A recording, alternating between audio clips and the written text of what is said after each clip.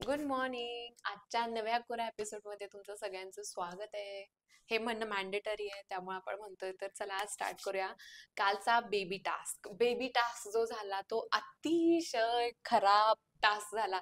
ना त्याच्यामधनं एंटरटेनमेंट मिळाली, ना त्याच्यामधनं मसाला मिळाला, ना त्याच्यामधनं कोणाची व्यक्तिमत्व पुढे आलं. त्यामुळे पूर्ण पूर्ण पूर्ण म्हणजे पूर्ण फेल टास्क झाला तो. ओके. त्यामधले काही पॉइंटर्स मला पॉइंट आउट करायचे आहेत. ते म्हणजे एक, जान्हवी. अगं तुला किती लोकांनी बोललंय जान्हवी, की तू सरळ बोल. रितेश सरांनी सांगितले तू लायकीत स्वतःच्या राहून बोल, सरळ बोल, पण तुला ते ऐकायचंच नाहीये. ते लायकीत राहा, थोबाड फोडीन, खाऊन टाकीन, हे वगैरे वगैरे. अगं तू कोण आहेस? तुला कोणी अधिकार दिला खायचा? तुला म्हणजे तुझ्याकडे पॉवर काय आहे की तू खाणार आहेस सगळ्यांना? म्हणजे तू कशाच्या बेसिसवर बोलतीस हे मला कळत नाही. आणि तिच्या सोशल मीडियावर तर इतक्या नॅस्टी नॅस्टी कमेंट्स तिला पडतायत. धाकडे धाकडे गाण्यावरती तिनं रील पोस्ट केलं होतं मागच्या कॅप्टन्सी टास्कचं. तर तिच्यावर धाकड नाही, माकड आहे आणि काही विचित्र विचित्र कॉमेंट्स आलेले आहेत त्याच्यामध्ये. त्यामुळे जनतेचा रोष आपल्याला त्यातून सुद्धा कळतोय. आणि पुढे मला सांगायचं झालं तर डीपी दादांनी ते घनश्यामचा पॉइंट मिळू शकत होता, की तो पूर्णपणे बुडाला नव्हता, हाफच बुडालेला.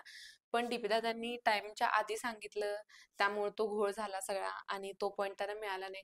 बट असे भरपूर पॉइंट त्यांना मिळालेलेच नाहीयेत. म्हणजे 15,000 कुठं आणि 55,000 कुठे. म्हणजे तुम्ही त्याची लिमिट सुद्धा जवळपास येत नाहीये, इतकं टीम बी कडून चुकीच्या गोष्टी घडाल्यात. त्यामुळे ऍक्च्युली त्यामधल्या लोकांचे काही प्रिन्सिपल्स आहेत की ते त्यांना तसा टास्क अग्रेसिव्हली खेळू देत नाहीयेत. बट दिस इज गेम यार. तुम्हाला प्रिन्सिपल म्हणजे प्रिन्सिपल तुम्ही राखून काहीतरी त्याच्यामध्ये तोडगा काढला पाहिजे. हाच तर हा मानवी भावनांचा खेळ आहे असं बिग बॉस म्हणतात ऍक्च्युली. तर तशा पद्धतीचं काहीतरी त्यांनी करायला पाहिजे होतं. ओके. Then moving on. त्याच्यानंतर पॅडी दादा आपल्याला दिसले आणि ते म्हणतो ते आत्ता दाखवतो कसा अनफेअर गेम खेळायचा, आत्ता दाखवतो.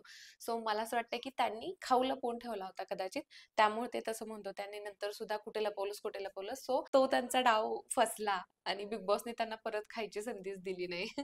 तोपर्यंत बिग बॉसनी डावच बंद केला तो. त्याच्यानंतर मला एक प्रश्न विचारायचा आहे. निकी जे बाळाला ओढत होती, त्याचे पाय वगैरे, ड्रेस वगैरे ओढत होती, की भाई तू काय करत होतीस? बाळाला हिसकावून घेऊन तू काय करणार होतीस? बाळ त्यांच्याकडे ठेवणं हा त्याचा युएसबी होता ना, तरच तू काहीतरी करू शकत असतीस ना. जर पूर्ण बाळच तू ओढून घेतलं तर त्याला काय अर्थ राहिला या गेमला? असं काहीसं विचित्र विचित्र चित्र गेम खेळले ते.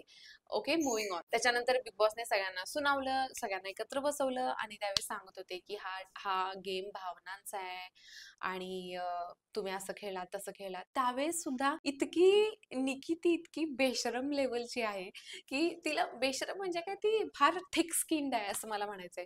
की तिला काय फरकच पडत नव्हता. तिला माहिती होत म्हणजे तिला गिल्टच नाहीये की हे बिग बॉस आपल्यासाठी म्हणतायत, भावनांचा खेळ आहे. तिला ते कळतच नाहीये. ती इवन ती त्याला सारवासारवच करत होती.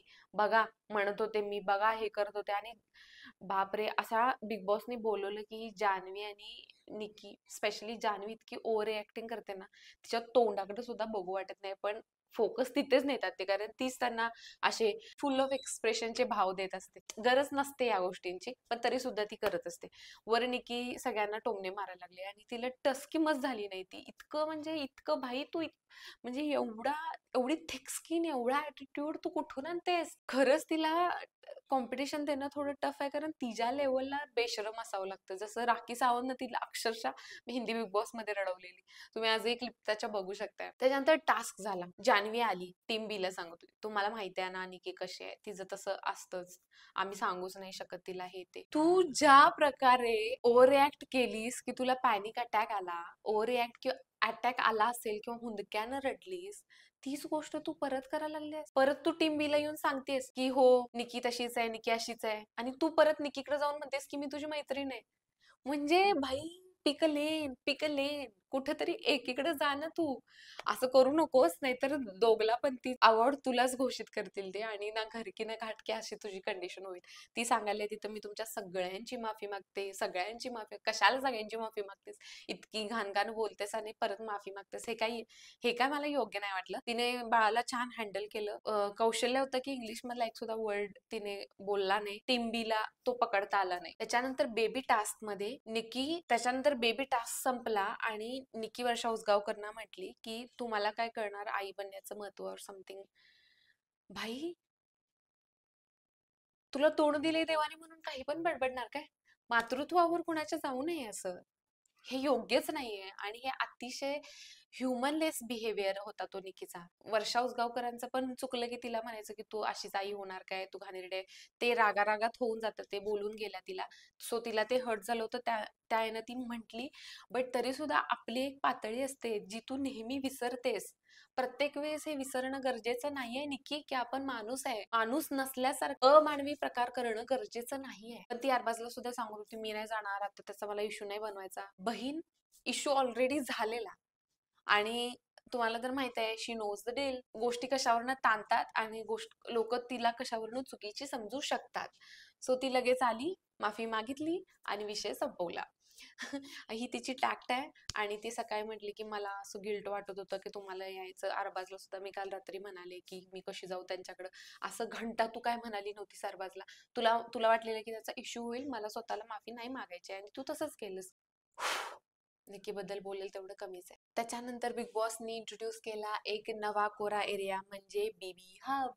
बीबी हब मध्ये तुम्हाला पॉवर कार्ड मिळाली. पॉवर कार्डचा अभिजितने चांगला वापर केला, त्याचा अरबाजने सुद्धा चांगला वापर केला. वैभवला त्यांनी ती बीबी हब मध्ये पाठवायचा निर्णय घेतला आणि तो गेला. त्याला एक्सचेंज मध्ये त्याने घनश्यामला सेव्ह केलं आणि अभिजितला नॉमिनेट केलं. मला नाही वाटत अभिजित बाहेर जाईल, त्यामुळे हा काय मोठा लॉस नव्हता. अगदी किरकोळ प्लेअर त्यांनी नॉमिनेट केला असता तरी तो बाहेर गेला असता. But I don't think so की अभिजित एवढा लवकर बाहेर जाईल, कारण अभिजित हा लॉंग रन मधला प्लेअर आहे. तो फार स्मार्ट आहे, स्मार्ट खेळतोय तो.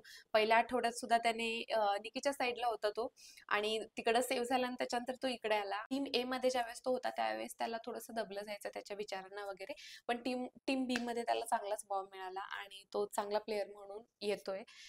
सो कालच्या एपिसोड मध्ये जास्त काही मिरची मसाला झाला नाही, पण थोडंसं अनोईंग पण होतं. बट ठीक आहे. अगेन मी इंट्रोडक्शनच द्यायची विसरले. नमस्कार, माझं नाव आहे डॉक्टर प्राजक्ता. मला बिग बॉस बघायला आवडतं, जसं तुम्हालाही आवडतं आणि त्याबद्दल टिप्पण्या द्यायला मलाही आवडतात. मला अजून एक गोष्ट सांगायची आहे की shout out to that one person who commented लास्टच्या व्हिडिओमध्ये की मला अशीच एंगेजमेंट तुमच्याकडनं हवी आहे. जस्ट व्हिडिओ तुम्ही बघू नका, काहीतरी तुमचं मत खाली द्या, म्हणजे त्यानुसार मला कळेल की काय पद्धतीचा कॉन्टेंट मी बनवू किंवा हे 1 to 1 कॉन्व्हर्सेशन होईल. देन रादर जस्ट मी बडबडते माझी ओपिनियन सांगतेय. कोणतरी काउंटर ऍक्शन सुद्धा करणार पाहिजे ना, त्याशिवाय मिरची मसाला कसा येणार? त्यामुळे प्लीज डू सबस्क्राईब. जर तुम्हाला हे आता इथपर्यंत तुम्ही ऐकताय, बोललेलं छान छान वाटतंय तुम्हाला, then please please please do subscribe. आपण यामध्ये वेगवेगळे प्लॅन्स आहेत माझे, तर ते प्लॅन्स आपण अंमलात आणूयात आणि तुम्हाला मज्जा येईल. थँक्यू. आज पण ऐकलं, सलग 3रा दिवस. I'm just